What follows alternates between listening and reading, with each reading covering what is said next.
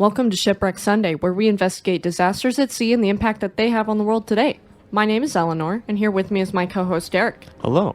Today, we will be discussing the sinking of MTS Oceanos, a Greek cruise ship that sank in the Atlantic Ocean at the tip of South Africa.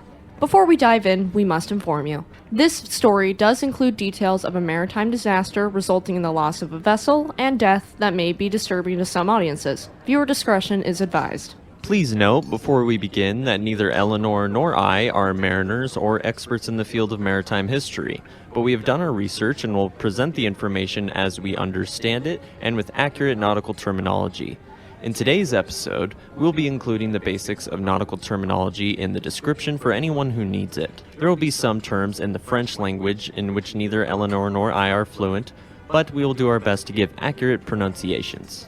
Thanks, Derek. Unfortunately for us, today's ship doesn't have a lot of information available about the service history before the sinking, but we will share what we do know. For starters, let's talk about the Atlantic Ocean around the tip of South Africa, where the MTS Oceanos sank. The stretch of the ocean around Cape Agulhas is where the Atlantic and Indian Oceans meet, and it is notoriously treacherous. This part of the ocean is known for its rough seas, heavy swells, and stormy weather.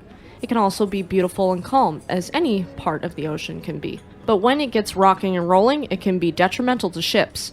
Ships can be broken up, capsized, flooded, or a number of other horrific outcomes. And for MTS Oceanos, that was unfortunately the case. Another piece of groundwork we need to lay out before we can really get into the meat and potatoes of the sinking is the cruise industry in the 1990s. In the 1990s, plenty of new ships were launched as well as older vessels being chartered, sold, and bought. These newer ships were bigger, more innovative, and safer than they had ever been. Some of the innovations that found their way aboard cruise ships were high fog fire suppression systems, GPS, azipod propulsion, and voyage data recorders. For anyone who doesn't know, azipod propulsion is gearless 360 steerable propulsion system, where the electric motor is located in a submerged pod outside of the ship's hull. A voyage data recorder, or VDR, is essentially the ship version of an airplane's black box. Safety regulations continued to be improved, especially after the 1994 sinking of the cruise ferry Estonia in the Baltic Sea. If you're interested in that story, we have covered it. For example, as a direct result of that sinking, a major revision to crew training was made, mostly for training in emergency evacuations and crowd and crisis management. Many safety regulations like this one were made in the 1990s, the era when Oceanos found herself in danger. Now let's get into MTS Oceanos. For starters, she was built by the French company Fourier et Chanteray de la Gironde in Bordeaux, France, as Jean Laborde in July of 1952. She was the last of 4 sister ships that were built for the Messageries Maritimes, and all 4 ships were used on the Marseille to Madagascar to Mauritius route. This ship, that would later be known as MTS Oceanos, was 153 feet long, had a beam of 66 feet, and a draft of 7 feet, spanning 9 decks. She displaced 14,000 gross tons, being able to carry 550 passengers and 250 crew members. Her maximum speed was clocked at 18.5 knots, and she cruised at a regular service speed of 16 knots. Jean Laborde, as she was originally known, would have many different owners and go through numerous name changes in the decades between her building and her sinking. Some of these names were Mykenai, Ancona, and Eastern Princess. She was launched on July 12, 1952, and passed her sea trials, being completed in June of 1953. In 1976, the Eperotiki Lines Out Greece acquired her, registering her under the name Oceanos, taking advantage of the growing cruise market in the 70s. Other than the numerous sales, there was not any other notable incidences in her career other than being briefly featured in the 1985 movie Sky High, and in yet another film in 1986 called Hard Bodies 2 alongside another Eperotiki cruise ship, Apollon XI. Other than this, there's little information about Oceanos and her career, though we should talk about Eperotiki Lines. The company had previous accidents in the past before Oceanos that I think are worthy of noting. The Pegasus, the flagship of Epirotiki Lines, was scuttled while she was docked in Venice in June of 1991, the same year the Oceanos sank. No casualties or injuries were listed in this incident, with 40 passengers and 217 crew being evacuated after a small explosion, with Italian firefighters deciding the ship should be flooded and scuttled. They feared that a second explosion could damage nearby Venice, and so the Pegasus was scuttled. The Jupiter sank 3 years prior in 1988 in the harbor of Pirae near Athens, losing 2 lives of the 580 students that were aboard. A spokeswoman for Epirotiki said that an Italian freighter had collided with the cruise ship and was ultimately found at fault for that incident. If those 2 incidents weren't bad enough, aboard the Neptune, another liner in the fleet, an American passenger was crushed to death by an unsecured metal fire door off the coast of Crete in 1989. Yet another ship, the Odysseus, took on water off the coast of Portugal in the same year. Epirotiki Lines seem to have a history of accidents and negligence in their fleet, and it's alarming that no real legal consequences came to the line before Oceanos. Her captain, Yannis Afranis, had been an officer for 20 years and a seaman for 30 years, and was therefore seen as perfectly capable of manning the vessel. TFC Tours chartered MTS Oceanos from Epirotiki Lines, essentially leasing the ship for the South African route between Durban, South Africa to Cape Town, South Africa, and back with 2 ports of call in between at Port Elizabeth and East London.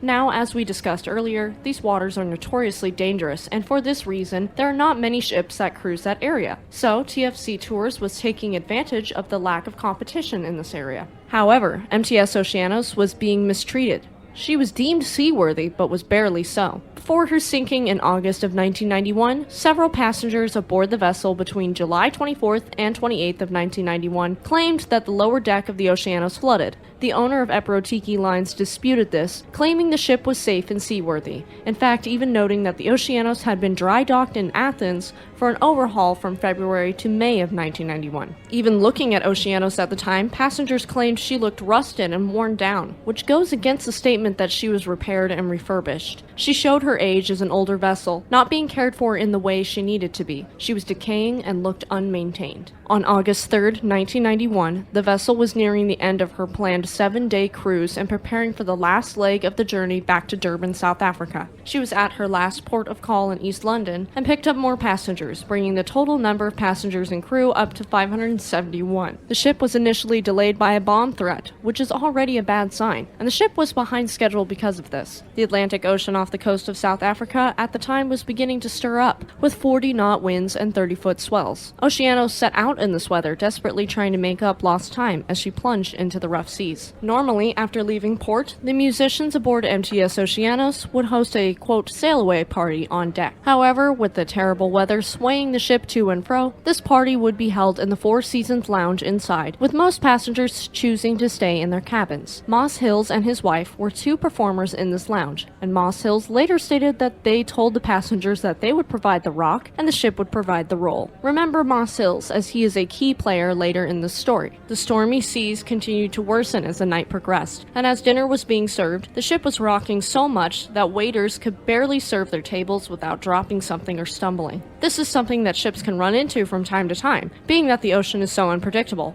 But most ships can handle this type of weather without problems. However, as you can probably imagine, Oceanos did not handle this weather well. Earlier, there had been repairs done to the waste and water disposal system, but was not completed. A vital ventilation pipe through the watertight aft bulkhead and the non-return valves were not replaced, though they should have been. This meant as waves crashed against the side of the ship, the pipe's shell plating burst open, and water slowly but steadily began to fill the compartment. Unfortunately, the compartment was close to the engine room, and around 9:30 p.m. a muffled explosion echoed throughout the ship and MTS Oceanos lost power. As the ship took on more water, the engine room flooded rapidly. Because the engine stopped, Oceanos was a sitting duck in the rocky seas and the ship rolled violently in the waves, sending cutlery sliding off of tables in the lounge and potted plants tipped over. Though this was indeed a problem, oddly enough no alarm or announcement was given that the ship was in trouble. The way the ship was behaving was odd, and Moss Hills went below decks to inspect what was happening. To his surprise, there was water flooding in and the ship appeared to him to be sinking. He was shocked that the captain and crew had not not informed everyone of the danger below decks. Instead of the captain informing the ship, the cruise director, Lorraine Betts, announced that the captain had given the order to abandon ship. While all of this confusion was going on, crew members were seen chucking their luggage into lifeboats and escaping without helping their passengers. Shockingly enough, Captain Avranis was among these men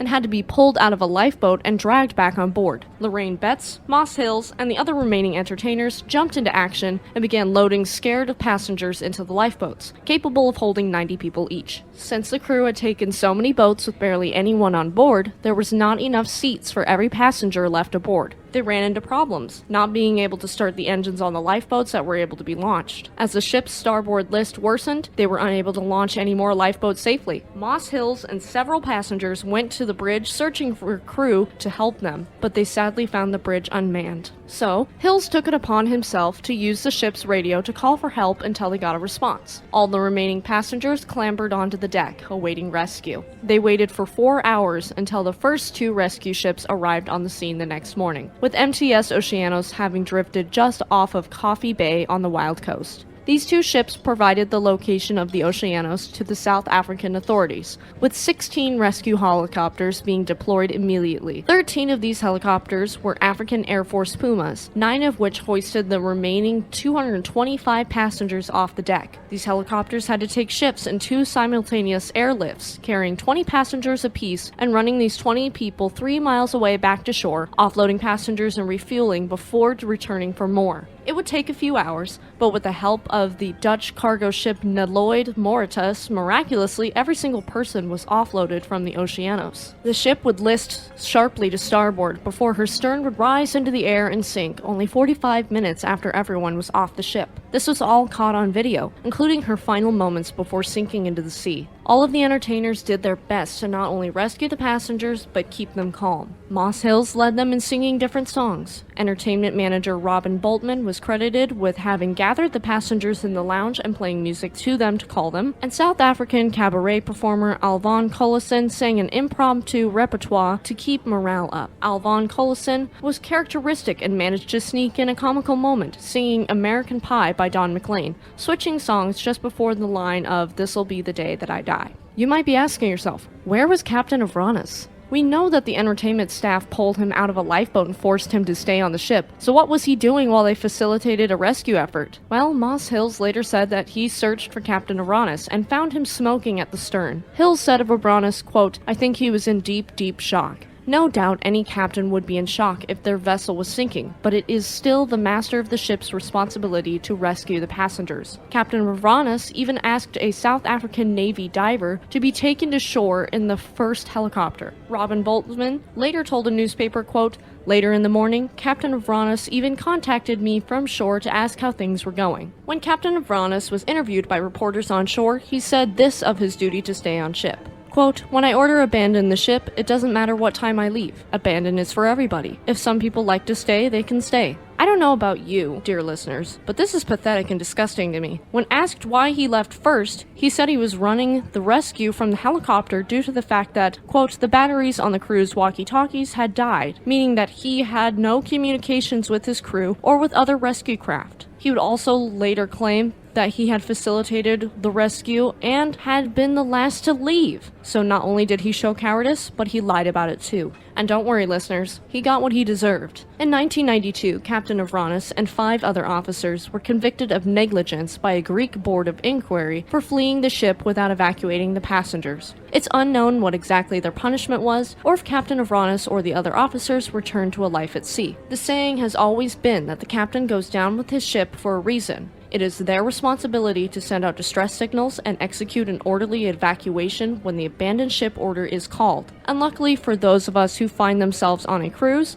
99% of captains and crew will heed this call and take care of business in emergency situations. Moss Hills would be part of yet another rescue effort on another sinking ship in 1994, the MS Achille Lauro of Star Lauro. And, as of 2022, Moss Hills became a cruise director himself with Silversea Cruises, a line he has worked with for the last 7 years. I can't think of a more deserving person. As for the wreck of MTS Oceanos, the wreck lies between 302 feet and 318 feet below the surface, roughly 3.1 miles offshore by the Wild Coast. Photographs of the wreck in 2002 show that the bridge of the ship has collapsed. Divers have visited the wreck, but the strong currents make the dive extremely difficult and dangerous. Dear listeners, unless you're an experienced dive master, please do not attempt to dive the wreck of the MTS Oceanos. It is not worth losing your life over. This episode hopes to commemorate the incredible rescue effort flawlessly executed by the entertainment staff of MTS Oceanos, and to recognize them for their bravery, selflessness, and spirit. Because of their efforts, MTS Oceanos is remembered as one of the most incredible rescues at sea, instead of a deadly disaster. Please support Moss Hills and check out his music. You can find an original composition about his life at sea called Yearning to Sail here on YouTube.